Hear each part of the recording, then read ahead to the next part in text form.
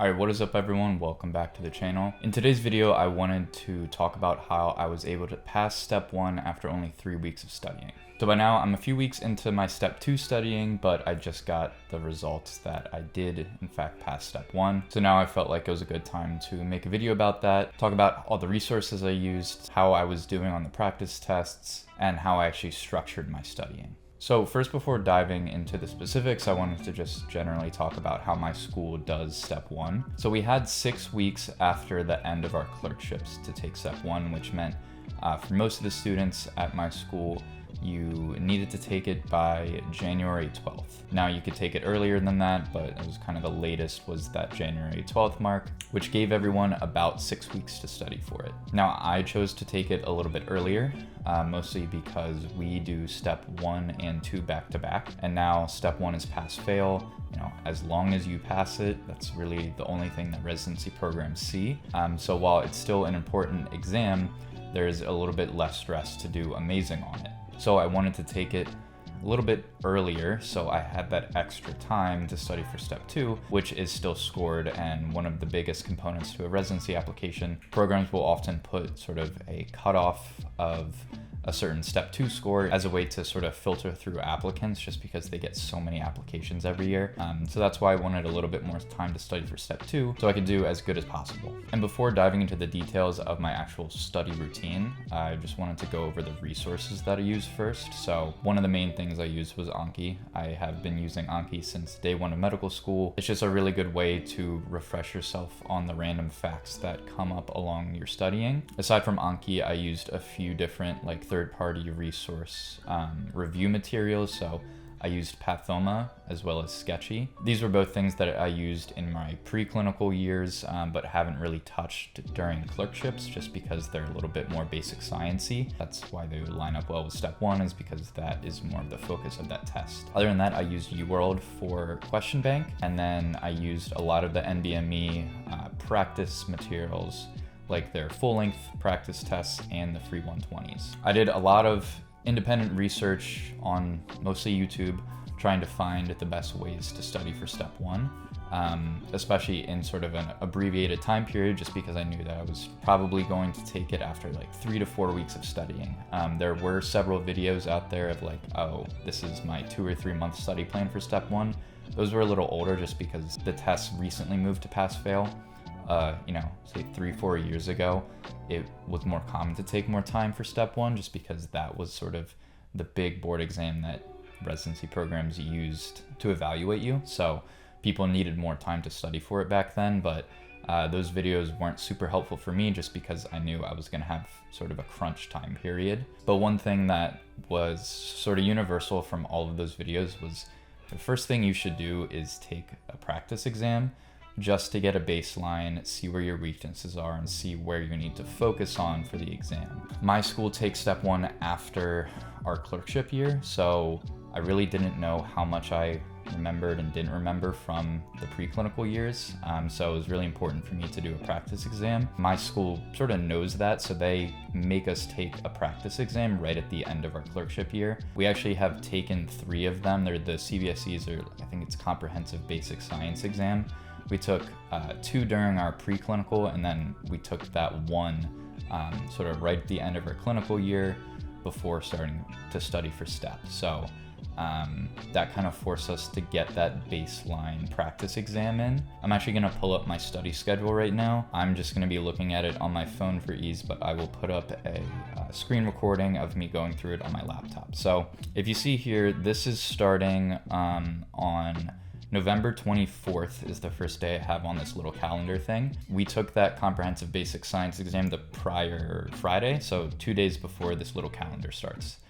So just keep that in mind. And I'll go over my results of that and all the subsequent study materials that I use after this. So as you can see, the first few days of this, I wasn't really studying at all. It was a really hectic few weeks because we had the end of clerkships. So I had my OB-GYN shelf exam and OSCE. I had an EM shelf exam, which was 3 days after that OB-GYN one. And then 2 days after that, we took the CBSE. So while people weren't really studying for the CBSE, it was still a 200 question exam that we needed to take. So I hadn't really studied for step 1 during any of that time, just because I had the other shelf exams. The same day of that CBSE, me, Mackenzie, and my roommate Ryan, we went to Philly because we were running Philly half marathon the next day, so that's Saturday. So Saturday, didn't do anything, came home late Saturday, and then Sunday and Monday I was actually moving, so you can see that here in the calendar. So again, didn't really start studying at all. And then I think Tuesday I went back home for Thanksgiving. So I started to do a little bit of studying that week, just a little bit of UWorld, a little bit of Pathoma, but then took another few days off for Thanksgiving the day after. So I didn't really start like my dedicated period until the Saturday after Thanksgiving. I did a really heavy content review day, watched 3 chapters of Pathoma, so that was several hours of videos, taking a little bit of notes here and there, but a lot of this was refresher material. A lot of people say like the first 3 to 4 chapters of Pathoma are really important to refresh your mind. It's a lot of like the basic science, metabolism, immunology, all the stuff that doesn't really come up that much during your clerkship years. So I knew that I needed to do that. Then Sunday, did another few chapters of Pathoma. I think some of the later chapters are still really helpful too, like doing the cardiovascular system, blood and lymph, just a lot of stuff that I forgot like the nitty-gritty details on. And then looking at this first full week of studying, so like the first week of December, I followed a sort of blueprint from someone I found on YouTube. His channel name I think is Evolving Medic. He is a PGY 1 or 2 ortho resident at Mayo Clinic. He has a great channel, really great resources. So I saw his video of how he structured his studying for step 1, and I was like, that makes a lot of sense. I'm gonna try to do that. So his basic setup was he did a practice exam on Monday, went over it the same day, and then Tuesday he started to do practice questions, but that day was sort of focused on his weaknesses from that practice exam. As I mentioned, a lot of people give the advice to do a baseline practice exam to see what your strengths and weaknesses are to actually guide your studying. So that's sort of where that comes into play, using the practice exam he did the previous day to guide the studying for the next day. So you can see this Tuesday, I did a lot of biochem just because that is something that I was super weak on, both on that initial practice exam that the school made us do, as well as this UWorld one. And then you see the next 3 days are just random sets of practice questions. I felt like while it was important to sort of hone in on your weaknesses, you don't want to only focus on that, because there's still just so many different topics that are tested on step 1. You really want to make sure you're seeing as many topics as possible. So that's the reason for doing just random blocks of 40. So that's what I did Wednesday, Thursday, and Friday, and then Saturday was reserved for like a content review day. So also going back to like what you feel your weaknesses are, you can use third-party materials, either like First Aid, which is a textbook. I personally don't really like learning from textbooks, so I usually do videos. So I did a lot of sketching micro videos that day, just learning about the bacteria, viruses, fungi that I just completely forgot about during my clerkship year, and just relearning those like super nitty-gritty basic science details, like is flu an RNA or DNA virus, like that kind of stuff that you just forget after your preclinical year. And then Sunday's actually off. I will admit I did some light studying, like I would still do my Anki on Sunday. It's really nice to have that day off to fully recharge, because you also have a practice exam the next day. While I had every intention of following that same schedule for my whole 3 weeks of studying, I talked to my friend who's a med student at Miami, and she had just taken step 1, and she convinced me to sort of throw out that plan and really heavily rely on the NBME material, which is like the material that the people who make step 1 put out for their practice. The questions on those exams are old step 1 questions. So after talking with her, I sort of agreed that it would make more sense and be more efficient to really heavily rely on those kind of materials instead of using a bunch of UWorld, which, while it is sort of the gold standard QBank, it's still not written by the same people. So initially I was going to just do 2 NBME practice exams and then fill in the rest of my questions with UWorld. I sort of threw that out and wanted to get through all of the sort of more recent practice step 1 exams, so why you just see everything here being NBME material from here on out. I still kept the same basic structure of like doing a full-length practice exam on Monday, especially because my actual test day was on Monday, so I just wanted to get in that rhythm. So I did NBME 27 that day, and then what I did for the rest of the days is I would split one practice exam up over 2 days. So each practice exam is 200 questions, so it'd be 100 questions a day. So you see in this week, I ended up doing 3 different practice exams. Then on that Saturday again was just like a review day, did a lot of sketchy farm, and then again was off Sunday. Next week, very similar thing, took NBME 30 and then did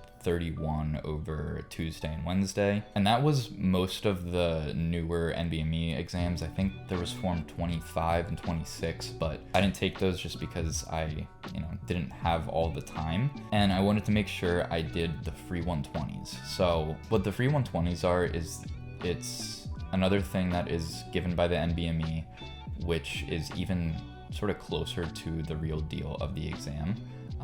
Everyone usually says that the free 120s is the most similar to test day once they reflect on all of the practice material that they used. I think they recently put out a new version either in 2023 or 2024, but they still have PDF versions of the older ones, so I wanted to take both. And again, the reason I took them so close to my exam date is people say that they're the most representative, good chance that you'll see very similar topics on the real deal, and it's just a good way to test to see if you're ready. So that was the Thursday and Friday before my exam, and then Saturday here was an off day actually. I initially planned to still study that day, but I was traveling back to Maryland and then ended up hanging with my friend Noah, so I just didn't really get any studying in.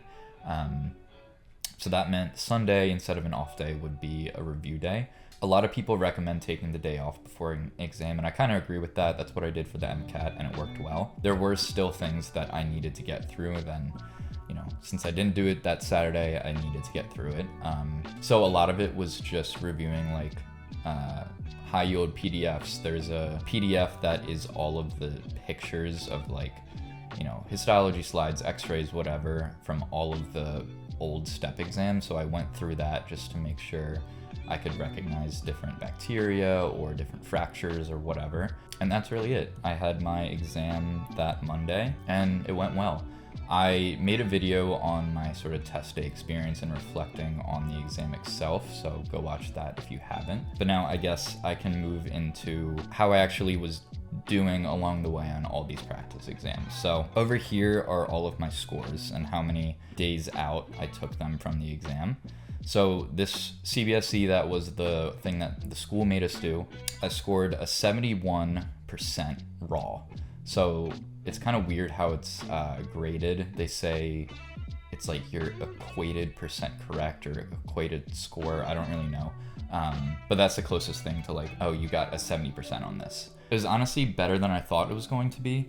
I had done pretty well on the other CBSEs that we did during preclinicals, but the fact that we hadn't been studying this material for a whole year, really wasn't sure how I was going to do on it. Once I was going through it, there was certainly a lot of basic science that I didn't remember, but there was a surprising amount of just like normal physiology and, stuff that you definitely learned throughout the clerkship year. That's why I think it sort of makes sense to do step 1 now after your clerkship year, just because one, it's pass fail and you do learn a lot. Like I remember a question about, it was asking like the mechanism of why an aortic dissection happens. And it's like, you were still trying to learn a little bit about pathophysiology during clerkship year. Like you should definitely be able to get that right. But anyway, so I got a 71 raw score, and then all of the NBMEs, they give you like your percent chance to pass if you took step 1 within the week, which I think is interesting. And the percent chance for me for that 71% was a 98% chance to pass. So that felt good, just knowing that I did well enough on that. I had a super strong baseline. So after that, I took the UWorld test. That was 22 days from my actual exam. and I got a little bit worse, 68%, and UWorld doesn't give you like the percent chance to pass. Wasn't really sure what to think about that, but then my next NBME was a 70, so still right around the same. This one I guess was a little bit harder than the CBSE because the percent chance went up to 99%. And as you can see, slowly increased every time we're tying, but I was still always in that 99%, which felt great. Last two things I did, the free 120s, again got 77%, and then the last one was an 82%. So those also don't give you a percent chance to pass, but I felt like it's, you know, pretty similar to the actual practice NBMEs, so I was really happy with those scores. So I found confident enough to go and take the exam, and it ended up working out. Advice that I've seen on the internet and, you know, was echoed by my school is as long as you get a few scores like above the 65% raw score, not the percent chance to pass, but like a 65 to 70% raw score is going to put you in a really good place to be able to pass the exam. And ideally you would have like 2 back-to-back scores in that range within the week that you're taking it. So that's just something to keep in mind as you're going through and doing your studying. If you hit a few of those, like 68%, 69%, and you're a few days out from your exam, you should feel pretty confident that you'll be able to pass it. After reflecting on how my studying went, I would definitely recommend doing something similar if you have sort of an abbreviated study time like I did. I think it is really important to focus on the NBME material just because they really like testing the same things. I mean, by the time I got to that second free 120, 5th or 6th time seeing the same subject tested in like a slightly different way. And if they think it's important enough to test it that many times, good chances it's going to be on the actual exam. So use that as a way to understand like what they are trying to get across, and make sure you really know that. The other thing is there is definitely a difference in how the questions are written between like AMBOSS, UWorld, and the NBME. But that's another reason I think it's really important to like heavily hit those practice exams, is because you want to get in the headspace of the NBME and know, okay, usually they really push you towards one diagnosis, but sometimes there's a red herring that it's trying to distract you. You just have to start to get into that rhythm and really be comfortable with those styles of questions, because the question prompts get very long on step 1, and you need to be able to decipher and know sort of where in that paragraph the key information is going to be. So that is going to do it for today's video. This is already getting really long, but I hope that was helpful to go through what I did to pass step 1 in an abbreviated time span. If you have any more specific questions about what I did, or, you know, questions of my thoughts on resources, feel free to reach out. Thanks, and I'll see you in the next one.